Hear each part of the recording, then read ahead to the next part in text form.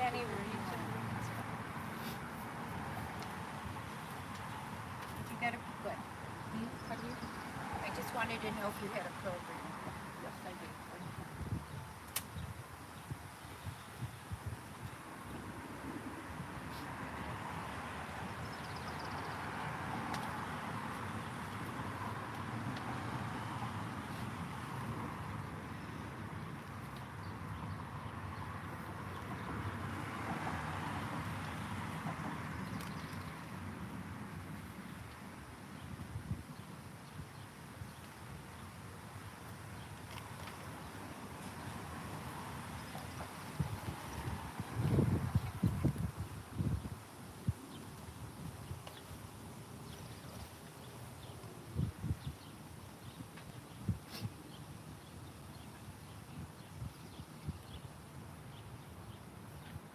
Hi, Kathy.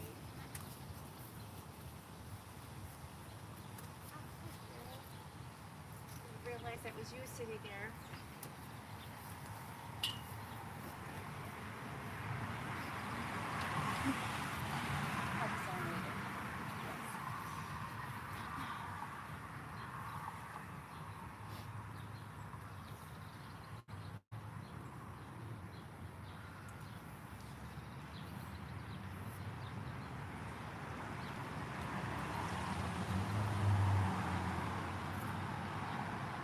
It's hard to believe. I'm standing here, not able to.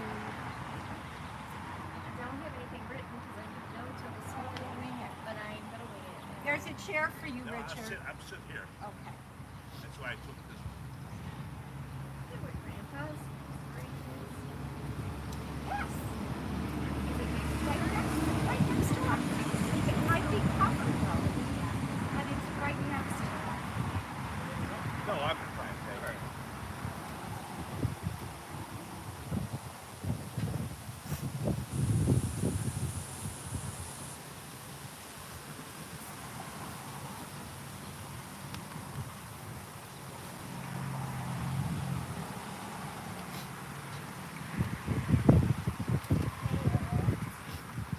Come, give me a.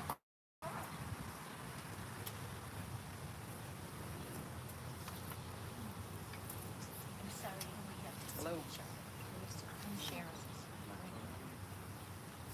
Hello. You're my little. Like she just did. Well, everybody can get it. Elizabeth's son, Milo, Carolyn Franklin, and then Alexander. Sharon. Abbott. Abbott, yes. Sandy's daughter. There we go. Frank's wife. It's like I recognize you, but Hello. Sharon Abbott. There's a lot of Sharon, so. Yes, we have a lot of I know you.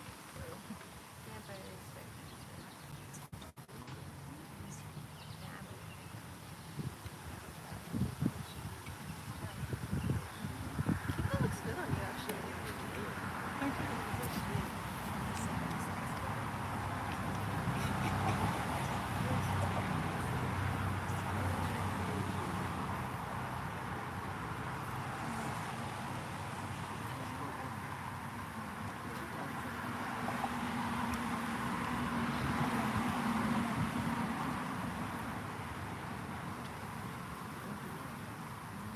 You know what, if you should clean, it doesn't matter.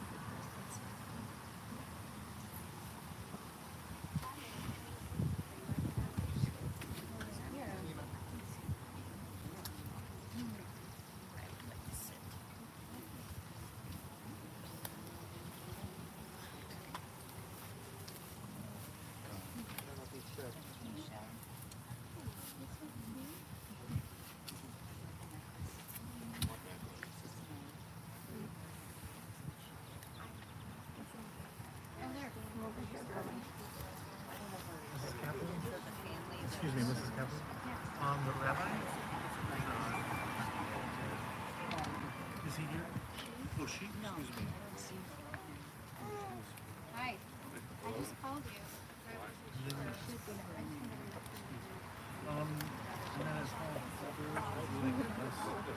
announcement? 4 to 6. So I'll make an announcement.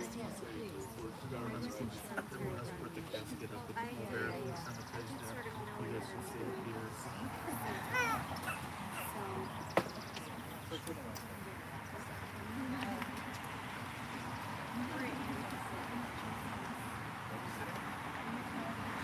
Ladies and gentlemen, we will be live streaming the services today, so please do not stand in front of the iPads for the duration of the service.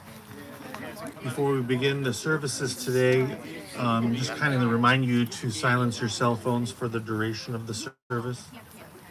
In a few moments, when Rabbi arrives, if you're willing to participate as a pallbearer, we need about 4 to 6 gentlemen to assist us today. Milo, Alex, Frank.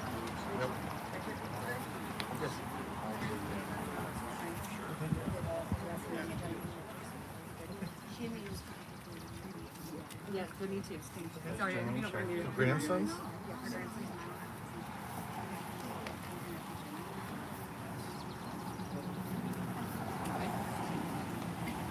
Sorry.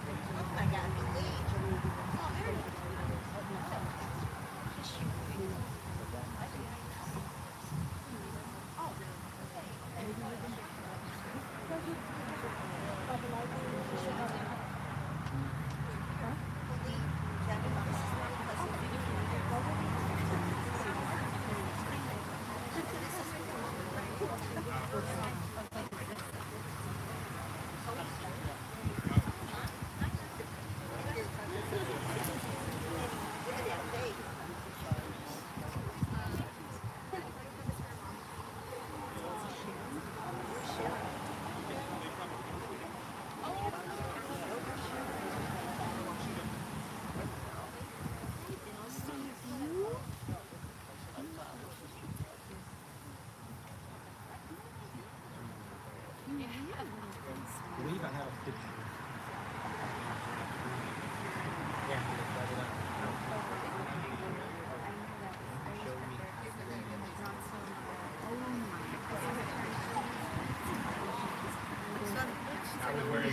I was wearing a blue leaf. We're talking 1978. So Whoa. I was 2 years younger than Where? I was over there.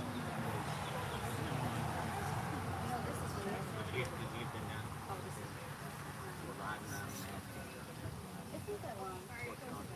No, it's okay. I'm used to being a older person, so it's so better than doing it. You gotta come visit. So she calls me.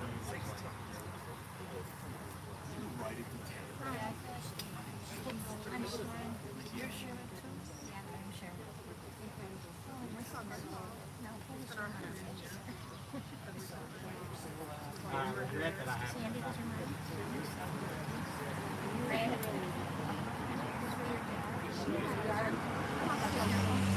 Oh yeah, but you know. You're sure you remember my mom. Your mom was. I know,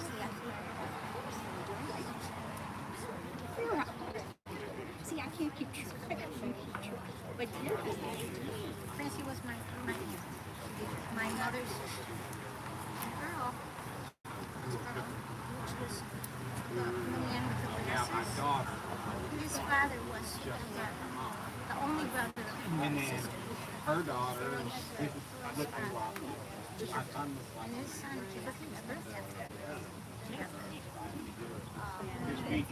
Very, very complicated. I wouldn't miss it. I found out loud like it wasn't even everything. It's just like I called her at work. It's like, I don't know. I'm thinking of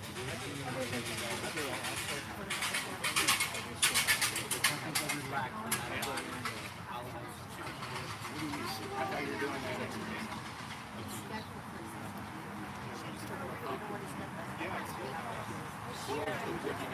When I read, She was a very important.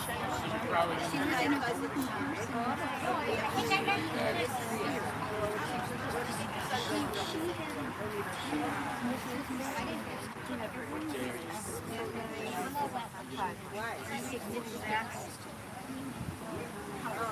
You know, I stayed for her.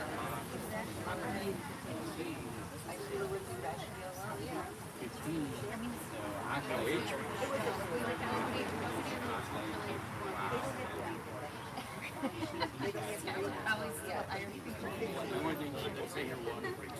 Last trip you take. Like, how'd you feel out of that? Graduation's like, I'm good with alcohol. It is what it is, you know.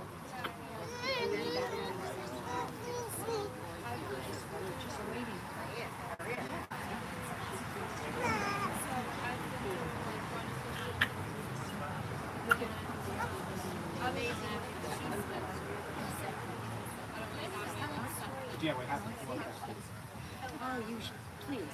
At the end of it, I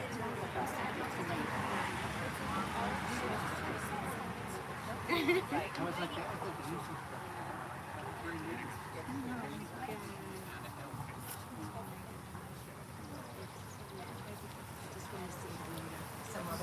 nice to see you. Sorry, it had to be this time.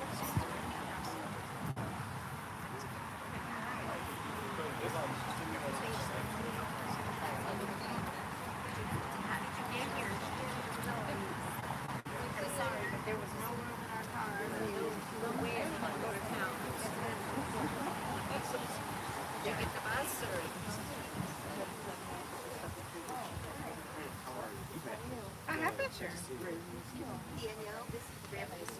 Beautiful. How old are you? And this is Rhodey. Yeah.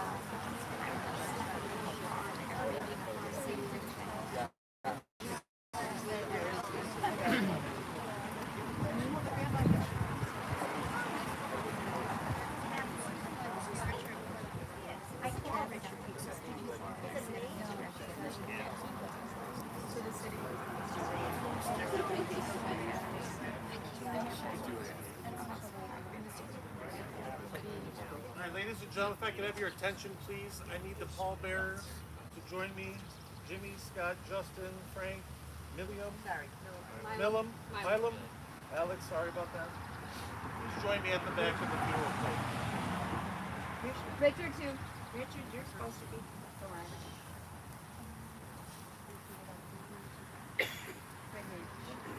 Let's go sit down. I gotta sit. Come on.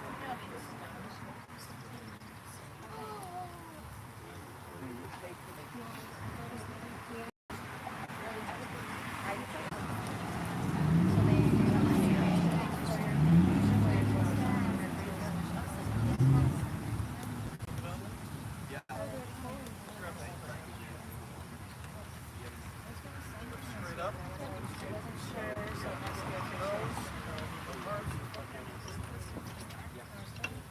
Forward. Pass down the first roller.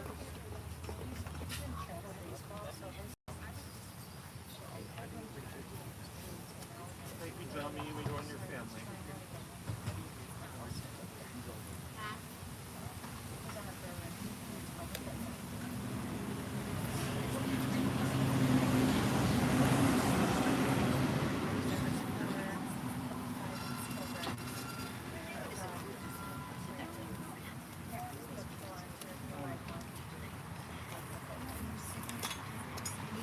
Ladies and gentlemen, you may be seated.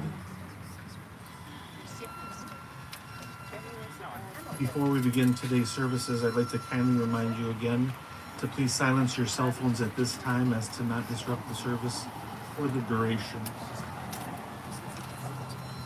We are also live streaming the service, so please do not stand in front of the iPads and cameras. Officiating today's services is Rabbi Conover.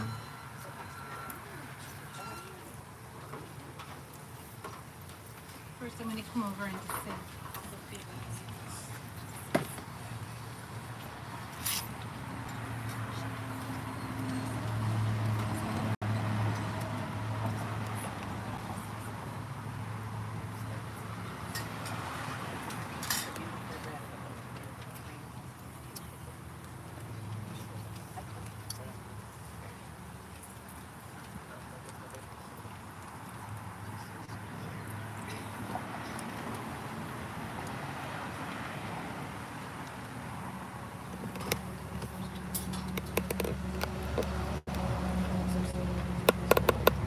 And I'll just say, as I look out today,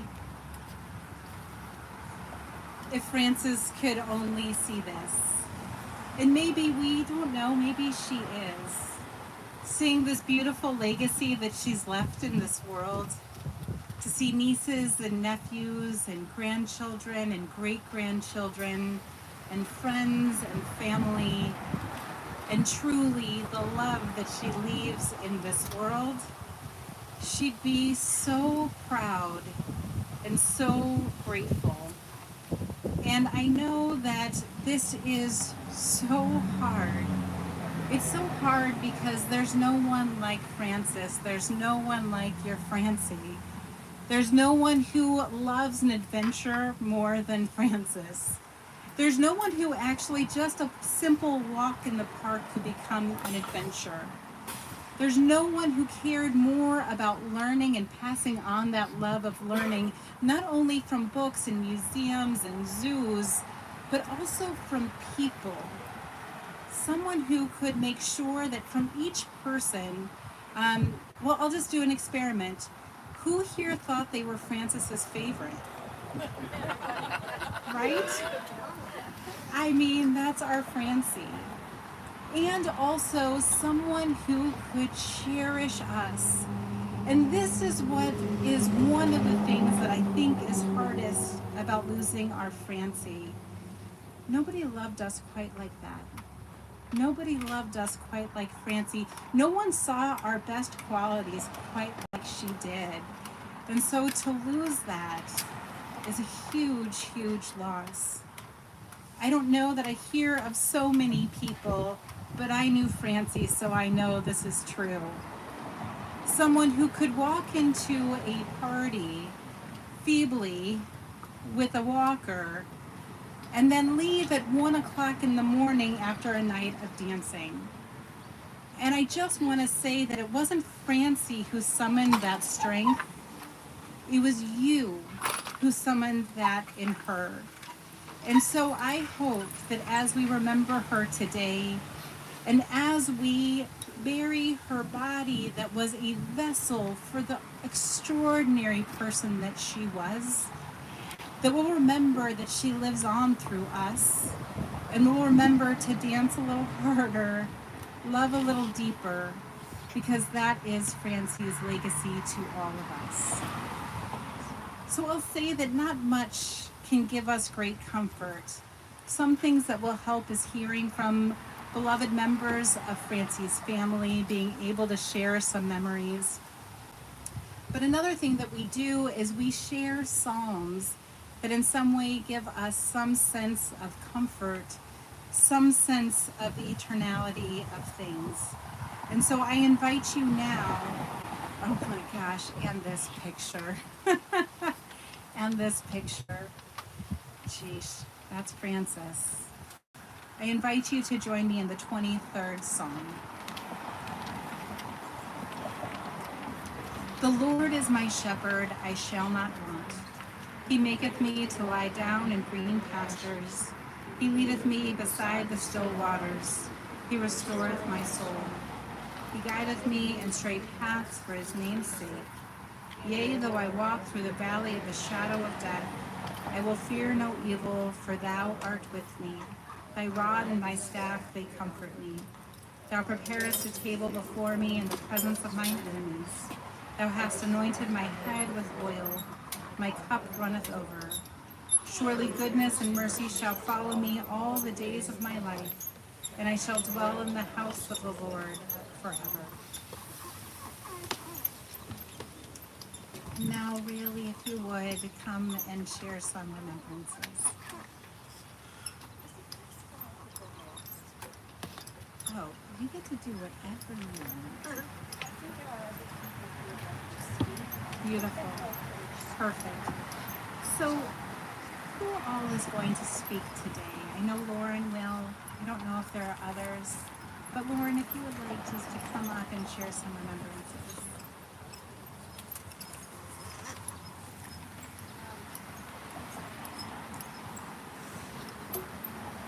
Also speaking for our cousin Justin sent me something to read, so I'll start with him.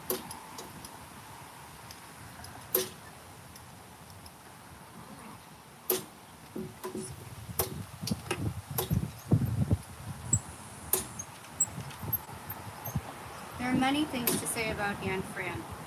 I cherished how I could call Fran and talk about my journey through life and have stress-free conversations, as she would always want to maintain peace with all situations. I would love to talk to her about my Global Smile Movement project, as she would love to hear what was new with helping spread positive energy around the world as we shared that common goal. I could always count on smiling when I had a conversation with Fran, which is what I will miss the most.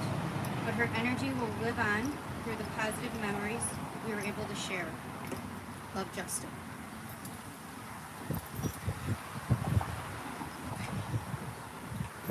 And I will. Frances was one of those people that seemed like she would live forever. I feel so fortunate we were able to share so many important moments together. As a child and an adult, I can remember so much about my Aunt Frances.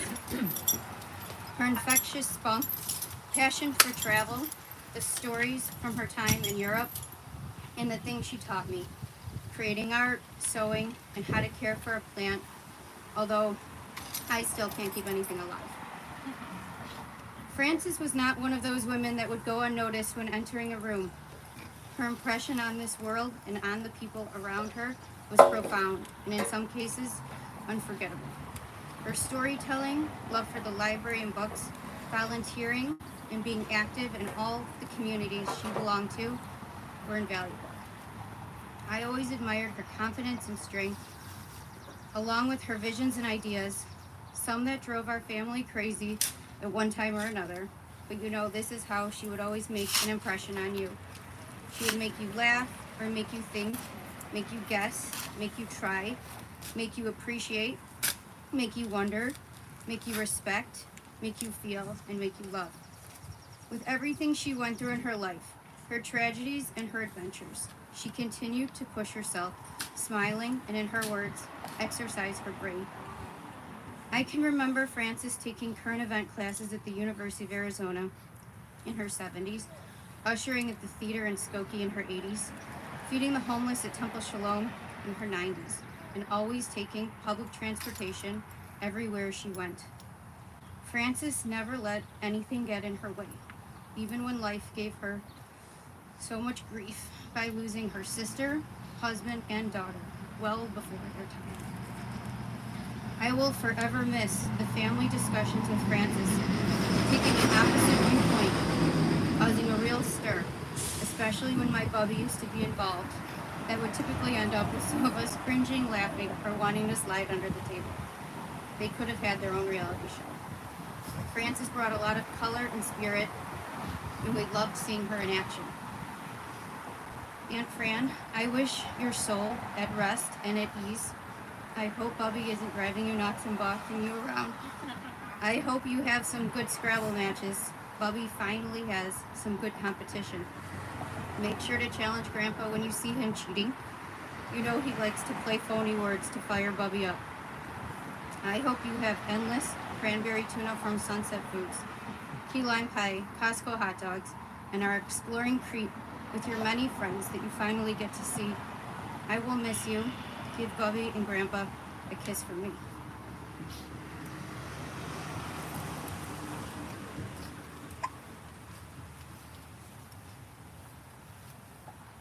And I'll share something from granddaughter Ruth.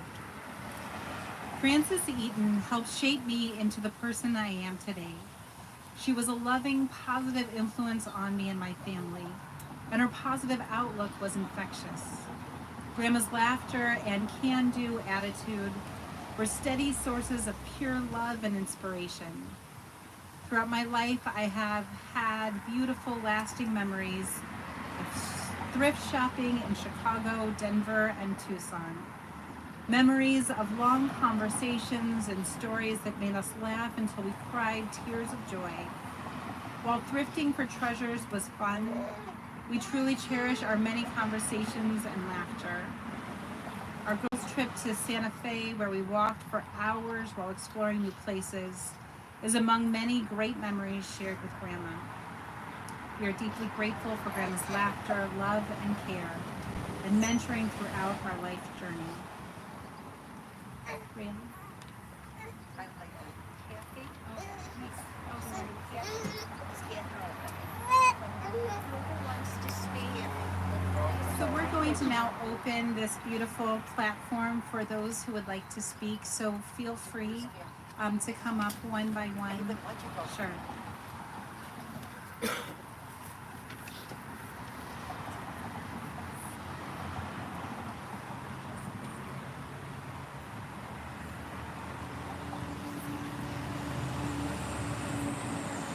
I didn't have a speech prepared because I didn't know until this morning that I was going to have this opportunity. And when I was asked, I thought, Grandma being the Toastmaster she would never turn down the opportunity to speak if asked. And although I was terrified, I thought, I'm going to speak. Words were such an important thing to Grandma Frances, and she was so eloquent in everything that she said and spoke that I would be an honor for me to be able to share a little bit of my love and our journey with her. Grandma, you guys have, the words that you've spoken just touch my heart because they're so truthful. I could hear a piece of her in every one of the things that you've said. And through our life, my grandmother has always taken care of us and shown us a way of living. In 101 years, there was never a time that I thought Grandma Frances is old. If old was not a word that I would ever use to describe her, because she was full of life, energy, love, compassion, sharing, learning, non-judgmental, inclusive. And when you knew her, you knew that you were heard, that you were understood, and that she was going to try to keep the peace, that she was going to laugh with you to all hours of the night if she need be. She would be there if you needed her at a moment's notice to call and speak with. I am so blessed that she got to know all of her grandchildren, and I know all of your nieces and nephews are so blessed that you got to know her. And she had 14 grandchildren, 20 great-grandchildren, and 13 great-great-grandchildren. One of the great-greats is the youngest there in the back, little Everest, and she was really proud of how cute he was, and our other new arrivals recently. And the nieces and the nephews and the family and the extended family, she had a relationship with each one, and she loved them from her heart and abundantly. And I just know that when she has passed on, but her life, by the way that she taught us and the way that she was expressed herself with us and the things that we feel in our heart, that as long as we live the way she did and our journey through life, that she will continue to live on in all of us. And I just too shook up to think right now, but I just want to say that I'm thankful that she was in my life for the years that she was there. and I say she was 101 years young. And one of the best parts, besides all the adventure and everything that you shared, she had her health for almost all of that journey, and she reinvented herself so many times to adapt to the situation, and she wanted everybody else to learn to adapt. When Grandpa died, she was of course grief stricken, but she did not give up. She just moved forward, learned new things, went new directions, went all over the multiple countries, multiple states, and her journey through life, she met people, she never judged them, she was open and inclusive, and just a wonderful, wonderful grandmother, and a wonderful friend to me, and a wonderful confidant, and I'm going to miss her greatly, and I am very thankful for the years that we've had. One other thing is that she was pregnant at the same time as my Aunt Sandy and my mom. So the three of them went through their pregnancy at the same time, which was a wonderful experience between them. So it was very nice that we grew up. I didn't really know. Grandma never used the word step. My mom never used the word step. Bill was talking. He remembers when he was an adult and realized that she wasn't his natural born grandmother. I remember I always would tease her. I wish I had her health, her DNA. I need a little DNA in me. And but because we were so close in months from the pregnancy, I grew up in her house more like a daughter, and Elizabeth grew up in our house because she was my mom's little sister, but she was more like my sister, and my mom was more like the aunt. And it was a wonderful life, a wonderful journey, and I'm thankful that I got to know my grandmother through my life. Thank you.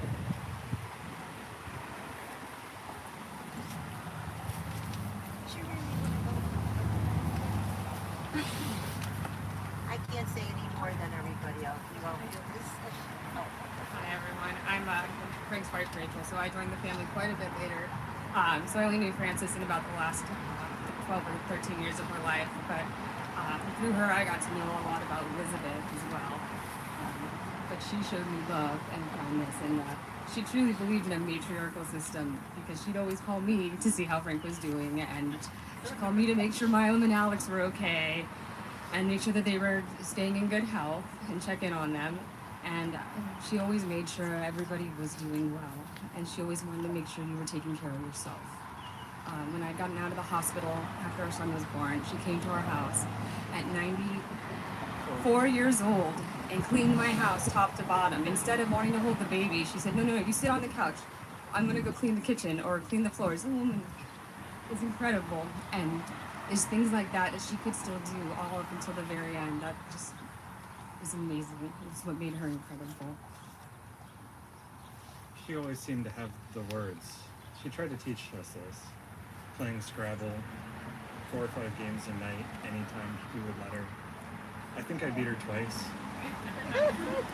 Probably 1,000, 2,000 games twice. And I learned a lot from her.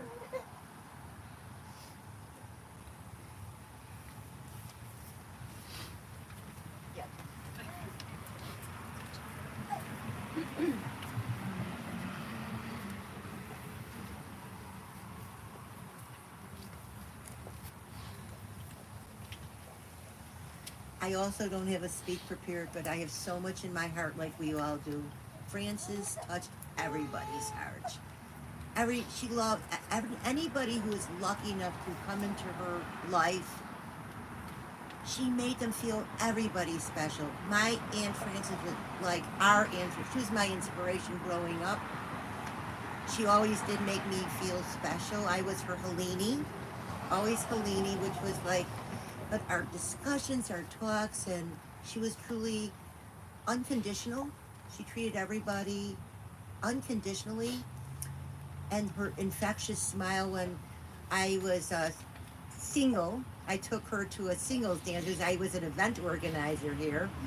And she was like in her 80s then. And all these young guys were asking her to dance. And she just was always so young at heart.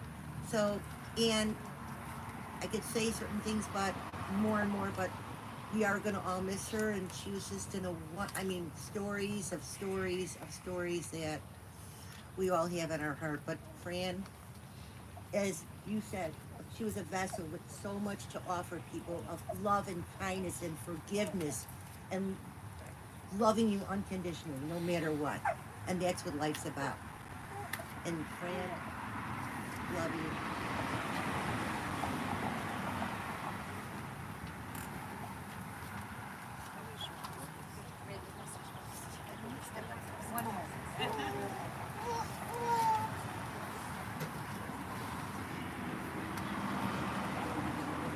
When I look at this picture, Grandma, I just think about her smile. She was a person she loved people.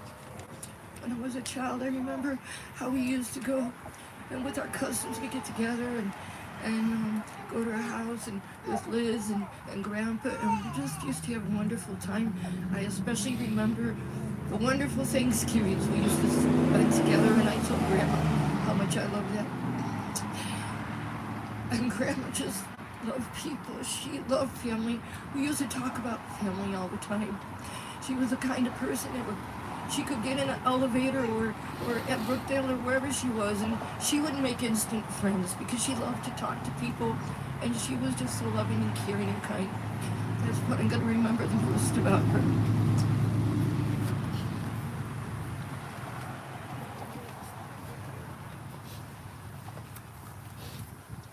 Please be patient with me because I'm very nervous. I'm shaking right now because it's very hard for me to get used to this, that I'm not going to see my Aunt Frances anymore. Most of us were gathered here today, and we've all talked a little bit about how this remarkable woman, how she touched our lives and our hearts. We all have a story, each very different, and they all lead us back to the same descriptive words: loving, compassionate, understanding, positivity. I actually had another speech written about my personal relationship with Frances, but decided that all of us being here, we're here to honor her life and get a little brief synopsis of it. So here I go.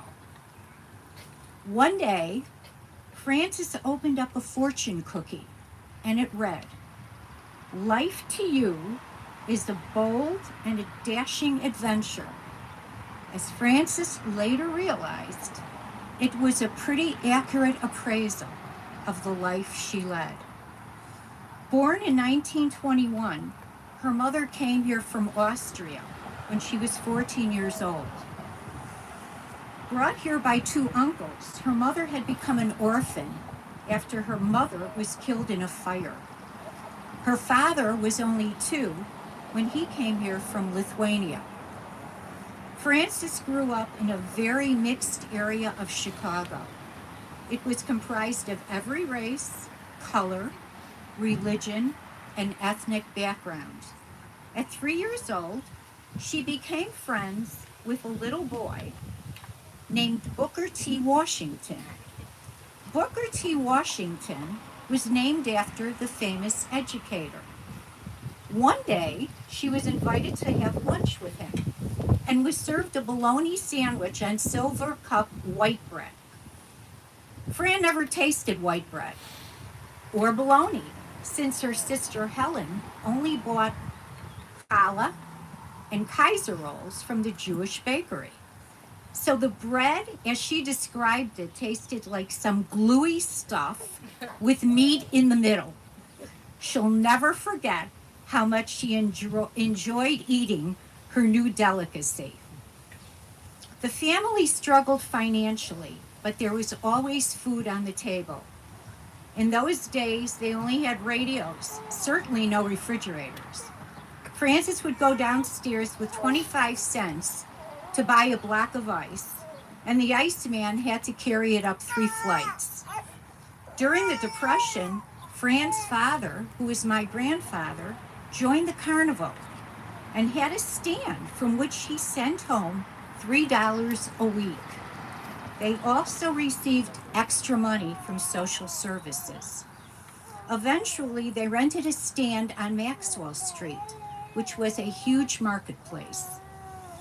After graduating from Manly High School in 1939, I can say Fran's life adventure began. Her first job was learning how to use an electric typewriter at the Chicago Journal of Commerce. She then worked for various patent attorneys, Mount Sinai Hospital, and the Mount Sinai Research Foundation. During the war, she applied for a civil service job as a secretary, but was assigned a clerk's position. She was placed in the drawings and specifications section in the Gauge Lab, which did all of the drawings for the bombs and war materials. Her job was to hand out the drawings when the different officers came in to ask for them. One day, the lieutenant came in and asked Frances if she was good with tools. She replied, "Well, yes. I've watched my father and my brother use tools all of the time." He explained that they were planning on choosing 4 women from every city in the U.S., sending them to Ann Arbor, Michigan, for a training as engineer aides. Since many men were being drafted, there was a shortage. She was excited to leave Chicago, so she spent 3 months receiving a certificate as an ordnance engineer aide. She learned how to test metal. She learned trigonometry, which she never thought she would get through, and she learned the formula. And she was so proud of herself, as her grades in high school math were never higher than a C. After completing her job in Michigan, she came back to Chicago and got back to her old job. She got used to using coupons for basic purchases and putting makeup on her legs because there were no silk stockings to be bought at that time. Before her 2-week vacation, she saw an ad in the Tribune to volunteer on a farm in El Paso, Illinois, which is in southern Illinois. So this is when her volunteering started. She decided to go, and for the next 2 weeks, she woke up every morning at 4 o'clock, ate breakfast, went out with an entire crew of women, 4 women on each side of the tractor. She was on a farm. While the foreman drove the tractor, the women cross-pollinated the corn. As a gift for her fine job, as the foreman told her, he gave her a dozen corn to take home.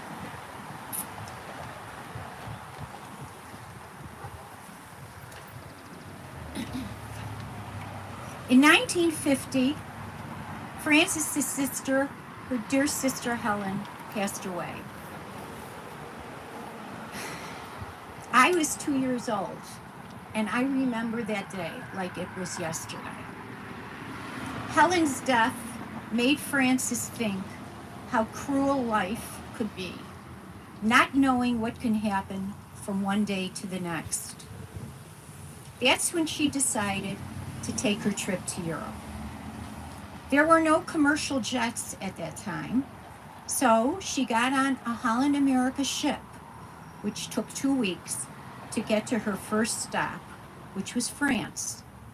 And of course, knowing Frances, as we all do, she made a connection immediately, and the people that she made the connection with helped her find a place to stay. After she got settled, she decided to walk the streets of Paris, and she walked by herself. And really, she didn't know where she was going, but she was exploring. She started from the left bank, and all of a sudden, after a few hours of seeing the beautiful city, she started noticing that men were looking at her. and they were commenting about her. And she noticed women standing on street corners. This went on for a while until an elderly gentleman with white hair came up to her, and in French he asked her, "Mademoiselle, are you lost?" And her answer was no. He then asked, "Do you know where you are?" And with that question, she looked around and saw a sign. The Rue de la Femme, Women of the Streets. So the gentleman said, "Come, I rescue you." And he took Frances by the arm, and they walked, had dinner, and he kissed her on the cheek goodnight. She worked part-time for the American Express in Paris. And on her lunch hour, she would go any place where there was an American business filling out applications at the State Department, Navy, Embassy, Air Force, and Army.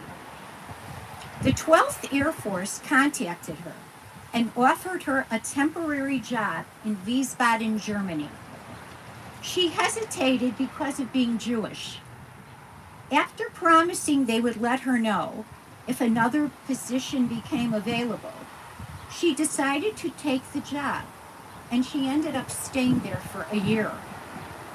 She met many, many people working there, but the most important person that she met was her lifelong soulmate, Esther.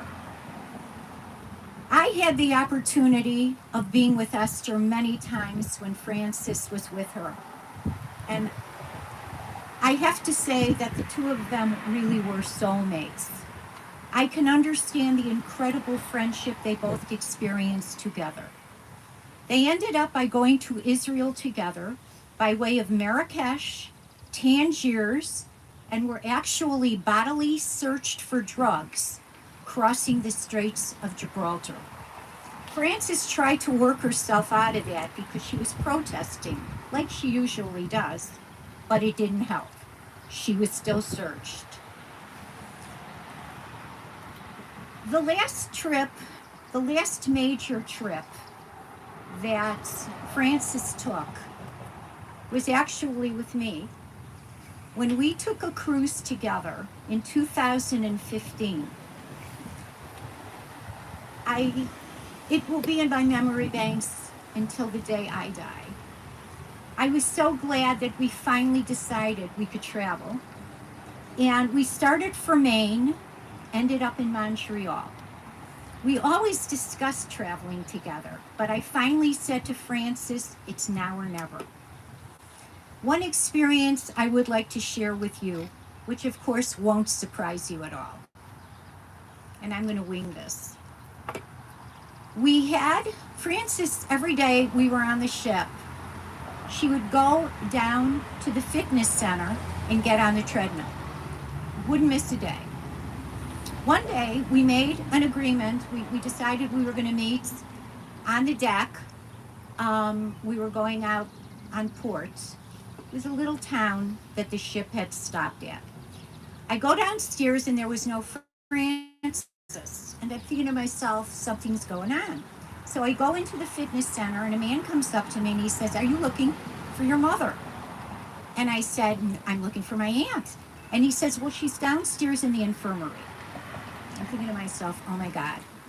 I go downstairs and there's Frances sitting, her legs bleeding, her mouth is full of bruises. I said, "What happened?" She said, "I fell off the treadmill." Well, I thought at that point our trip was done, but not for Frances. The doctor put the few bandages that she needed. She said, "Rayleigh, let's get out." We went out. We walked the city. It had no effect on the rest of the trip for her. And that's how Frances was. She never let little things like an ache or a pain or anything stop her from doing what she wanted to do.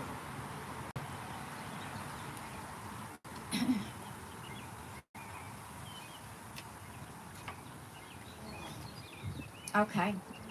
What I'm going to say now are Fran's exact words, exactly as she spoke them when she was 89 years old.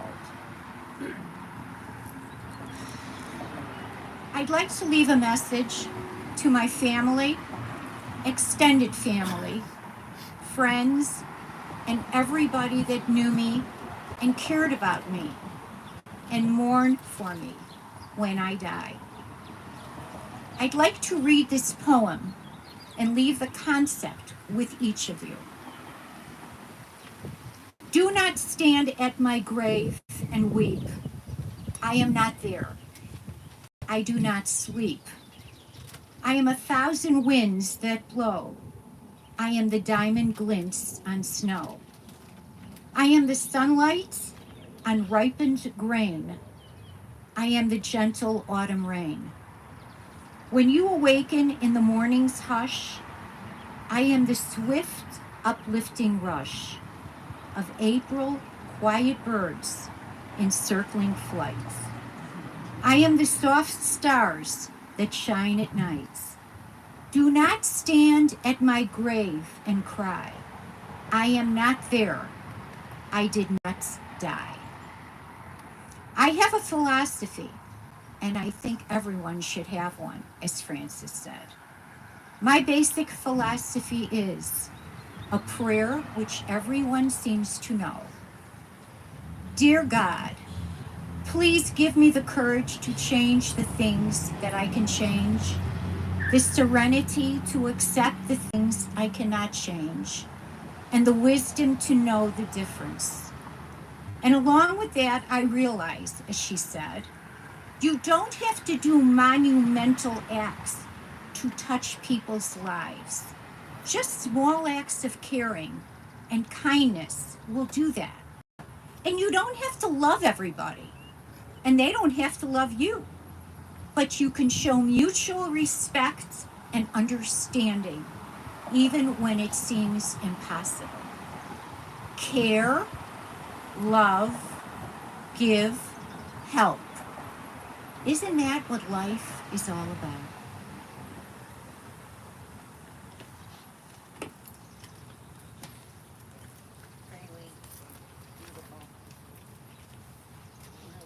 Just beautiful. Thank you so much. And thank you everyone who shared. And I'll just say this past week, this past Shabbat, we heard some of the most famous words in the entire Tanakh and the entire Hebrew Bible. We heard from Micah that what are we to do in life? This was Micah's life plan, almost as good as Francis's, but she lived it out even better. Where Micah says, what is it that life wants of us? What are we to do with our lives? Just three things. One is to do justice. Another is to love mercy. And the last is to walk humbly with God.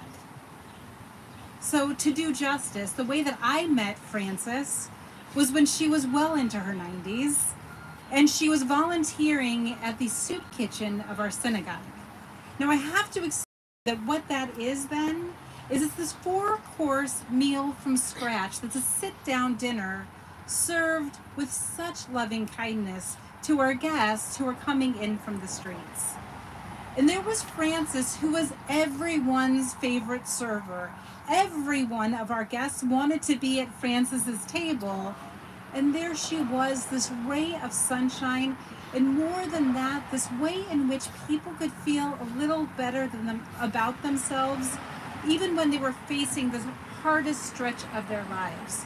She was someone who did justice easily with her life, I guess starting in Southern Illinois. And she loved mercy. I'll say it this way. She loved compassion. The words are ahavat chesed, to love compassion, love mercy. And this is the way that Frances lived her life. When she was lucky enough to meet the love of her life when she met Frank, who was a woodworking teacher, that she came into the class in order to be able to build a cabinet for her sewing machine. she didn't do so well. She made a shelf instead, much easier. He immediately fell in love with her, and she immediately fell in love with him. And so she loved being able to take in his children from a previous marriage and make them feel loved and cared for in one of this beautiful big family. And when she was able to have a daughter with Frank, who had one leg longer than the other and had to go through multiple surgeries, what she taught her daughter was to have grit and to keep on going and to have spunk and to love life and to not let anything hold her back. And that's the way she lived her life. And that's the way that we knew that the way in which Frances loved compassion left this mark on the whole world and everyone who was lucky enough to love her. And when tragedy struck again and again and again, Frances didn't let that hold her back. She didn't let it become embittered, but instead loved compassion, gravitated toward love and life, and welcoming more people into her circle, and being able to say that life continues, and life continues with a loving legacy of those she loved who died. That's remarkable. And the thing about Frances that she walked humbly with God and with this universe. Who else would follow whims in the way that she did and trust in the world enough and trust in God enough to know it was leading her to something great? That every time she woke up in the morning, she saw her day as an adventure, and she was willing to look at it in a way in which gave us all hope for how we can look at our own lives as an adventure. She walked humbly through this world, but with a big kick in her step and with a lot of dancing and a lot of laughter, and her legacy to all of us is love. And so it's in this way that I share this prayer. Pray that her life and her soul is bound up with God in everlasting life. And if you're able, I invite you now to please rise.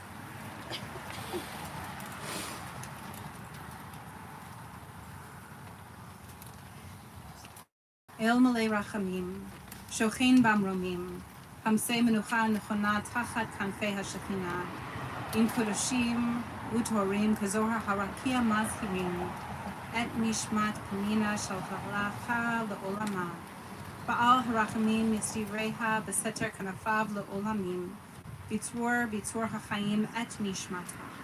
Adonai Hu Nachalata V'tanuach B'Shalom Al Nishkava V'nomar. Amen. Compassionate God, eternal spirit of the universe, grant perfect rest in your sheltering presence to our beloved Frances who has entered eternity.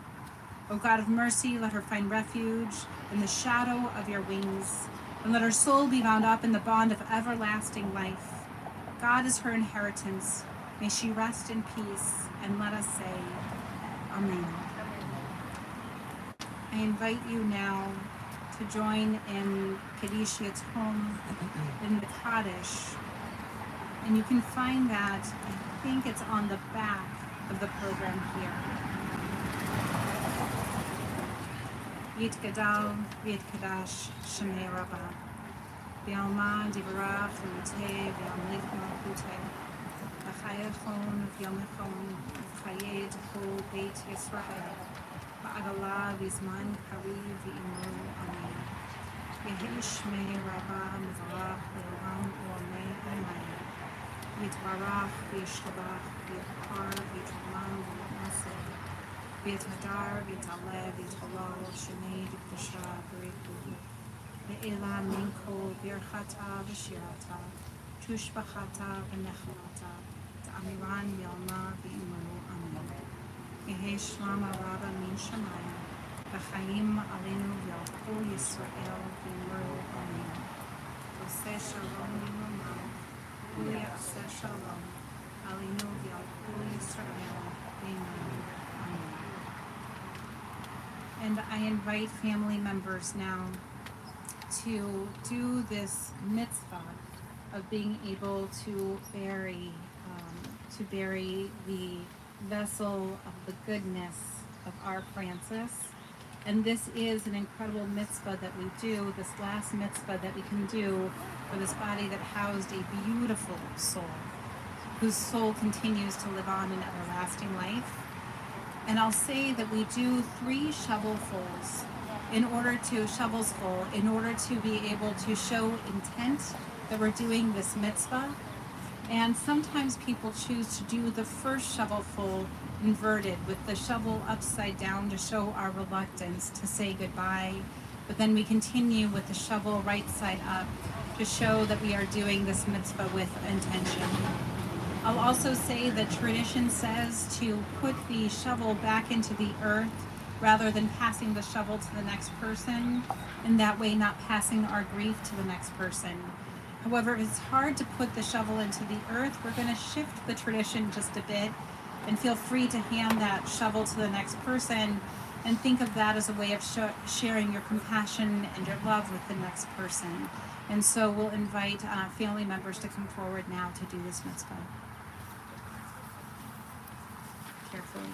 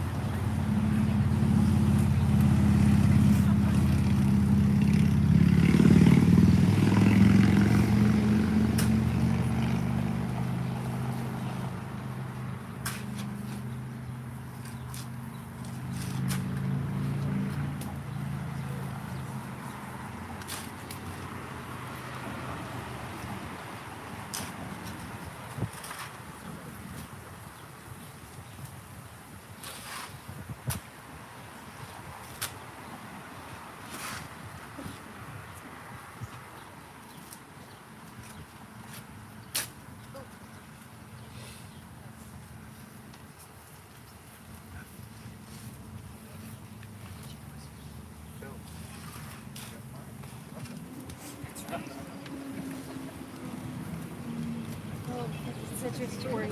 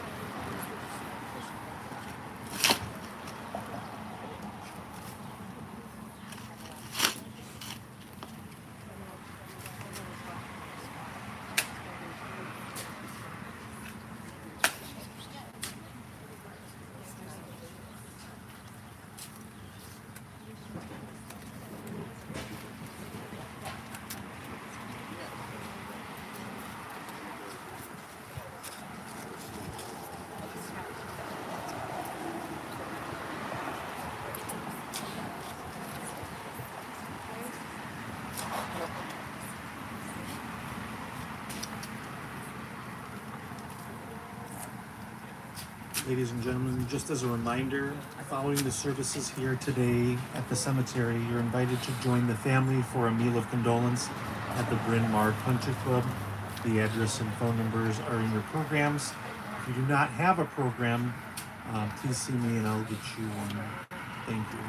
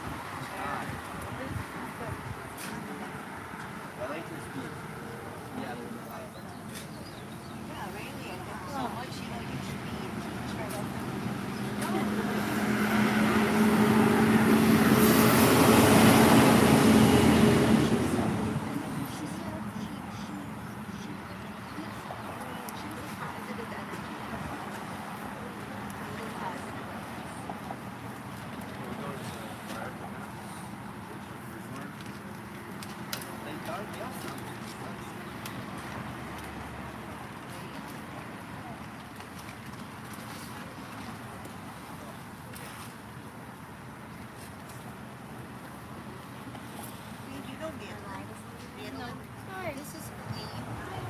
She's actually Francis Doubleby's. It was Maxine's daughter, Sharon. They were very good. Before we go to